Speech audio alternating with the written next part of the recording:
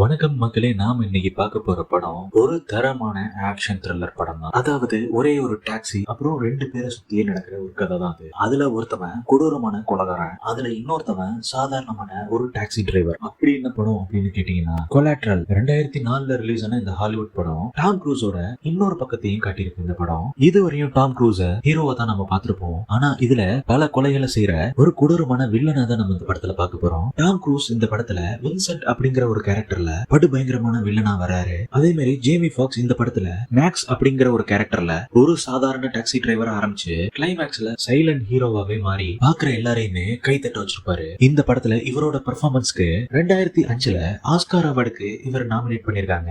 அதுக்கப்புறம் இந்த ஹீட், தி இன்சைடர் அப்படிங்கிற சூப்பரான படத்தெல்லாம் எடுத்த டைரக்டர் மைக்கேல் மேன் தான் இந்த படத்தையும் டைரக்ட் பண்ணிருக்காரு. இந்த மாதிரி ஆக்ஷன் த்ரில்லர் மூவி எல்லாம் உங்களுக்கு பிடிக்கும் அப்படின்னா நம்ம சினிமா வாய்ஸ் தமிழ் சேனலை சப்ஸ்கிரைப் பண்ணி வச்சுக்கோங்க.